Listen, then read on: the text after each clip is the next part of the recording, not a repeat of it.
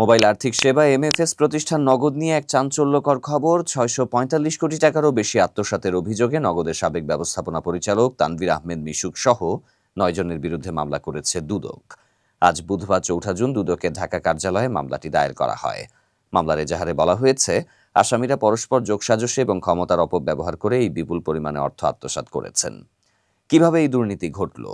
এজাহার অনুযায়ী ২০২১ সালের ১ মার্চ থেকে ২০২৪ সালের ১৭ নভেম্বর পর্যন্ত আসামিরা মিথ্যা রিপোর্ট দিয়ে ট্রাস্ট কাম সেটেলমেন্ট অ্যাকাউন্টে কাগজে থাকা ফিসকাল অর্থের স্থিতির চেয়ে ৬৪৫,১০,১০,৭৫৮ টাকা বেশি ই মানি ইস্যু করেন।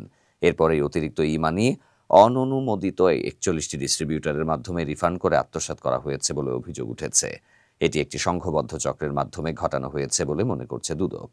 মামলার অন্য আসামিরা হলেন নগদের নির্বাহী পরিচালক মোহাম্মদ সাফায়েত আলম, এএমডিও নমিনি পরিচালক মোহাম্মদ আমিনুল হক, সিনিয়র ম্যানেজার মারুফুল ইসলাম ঝলক, chief technology officer Mohammad Abu Raihan, chief finance officer Afzal Ahmed, head of finance Mohammad Rakibul Islam, chief commercial officer Shihabuddin Chowdhury এবং হেড অব বিজনেস ইন্টেলিজেন্স গোলাম মর্তুজা চৌধুরী।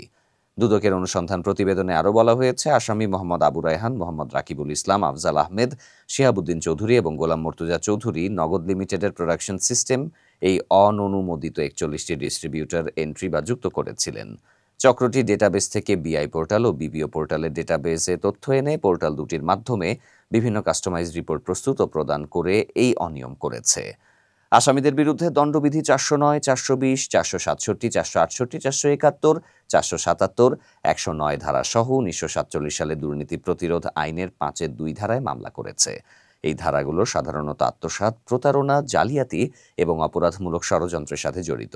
এর আগে দুর্নীতি দমন কমিশন নাহিদের সাবেক পিএ আতিক মোর্শেদের স্ত্রী জুঁইকে তলব করেছিল, যা এই বিশাল আর্থিক কেলেঙ্কারির সঙ্গে জড়িত আরও গভীর সম্পর্কের ইঙ্গিত দেয়। মোবাইল আর্থিক সেবার মতো একটি গুরুত্বপূর্ণ খাতে এমন বড় অঙ্কের দুর্নীতির অভিযোগ সাধারণ মানুষের মনে উদ্বেগ আর আতঙ্ক তৈরি করেছে।